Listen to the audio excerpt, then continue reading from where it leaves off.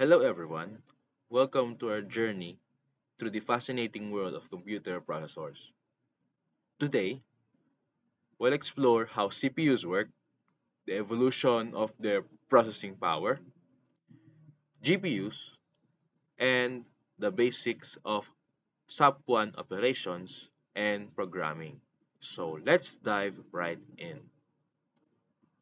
First, how CPU works. So let's talk about how a CPU works. The CPU, or Central Processing Unit, is the brain of the computer. It performs calculations and carries out instructions to execute tasks. The process involves four main stages: fetch, decode, execute, and store. First is the fetch. The CPU retrieves instructions from the computer's memory. This is done through the program counter, which keeps track of the CPU's position in the instruction sequence. Next is the decode. The CPU interprets the instructions to understand what needs to be done. This involves translating the instructions into signals that can be executed by other parts of the CPU. Next is the execute.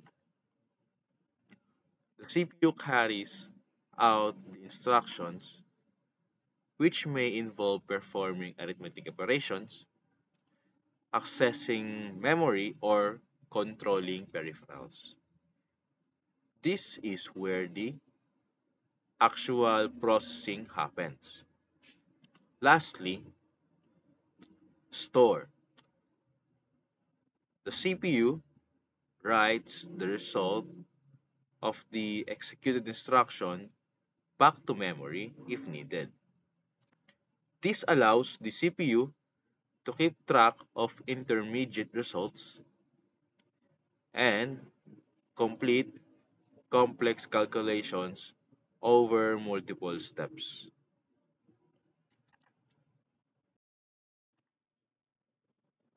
For example, suppose we want the CPU to perform a simple addition of two numbers. The CPU fetch the instruction to add from memory, decodes it to understand it needs to add two numbers, performs the addition, and stores the result back in memory. These cycles, these cycles repeats billions of times per second, okay? Allowing the computer to perform complex tasks efficiently. Okay? So the next one is the evolution of CPU. The mechanics of a CPU. The evolution of CPUs began in the mid 1960s with the development of integrated circuits.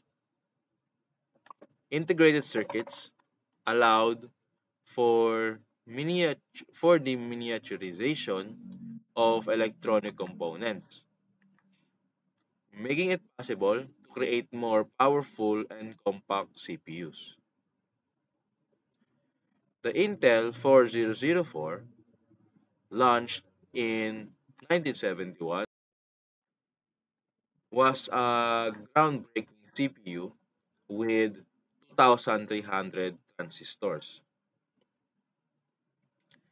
It could perform basic arithmetic and logic operations, laying the groundwork for future CPUs.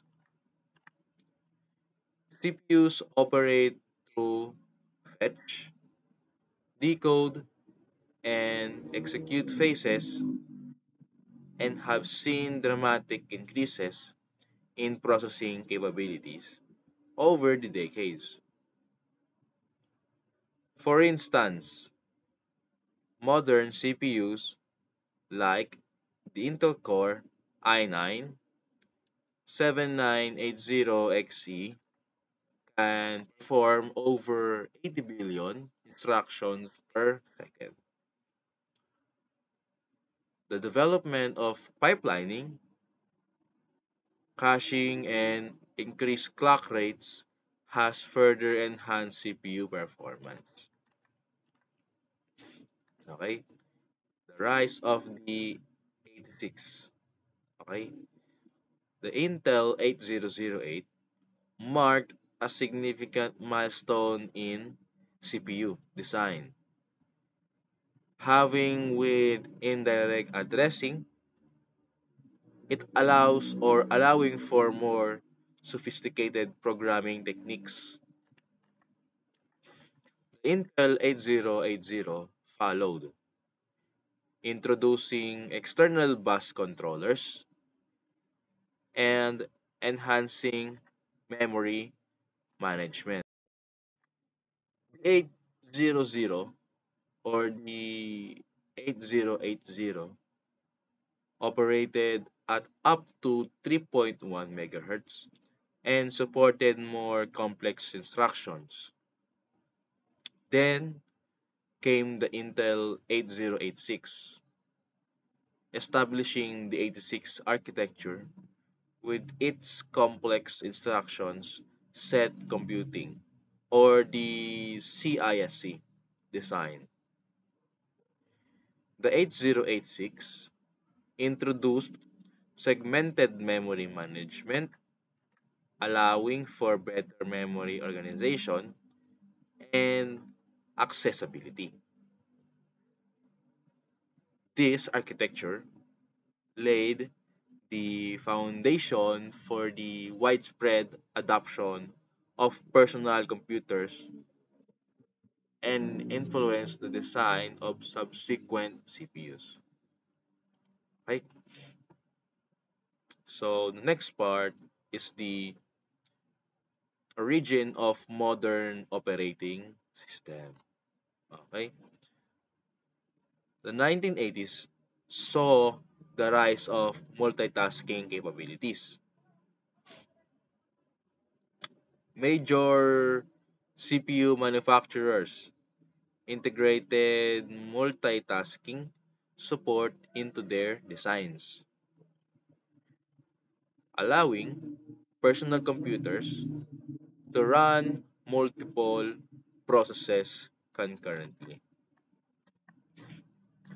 The development of memory management units or the MMUs ensured stability. Next is the security.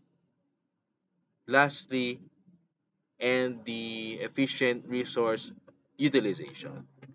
Right? So the MMUs allowed CPUs to handle more memory and provide protection for different processes. Preemptive multitasking emerged as a solution to the limitations of cooperative multitasking, where the processes had to voluntarily yield control. Preemptive multitasking allowed the operating system to allocate CPU time slices to process, ensuring system reliability. The IBM PC80 featuring the what's this featuring the 80286 processor introduced protected memory modes. Okay? and shows the further facilitating multitasking in personal computers. This era also saw the rise of graphical user interfaces or the GUI, making computers more accessible to a broader audience. Okay? So the next one is the 32-bit processor, pipelines, and cache. The mid 1980s saw the introduction of 32-bit processors like the Motorola 68020 and Intel's 80386. These processors revolutionized memory management and processing capabilities. The 80386 or the Intel's 80386, for example, could address up to 4 GB of memory and introduced virtual memory support. Instruction pipelining allowed multiple stages of instructions processing to occur simultaneously, significantly improving the CPU efficiency.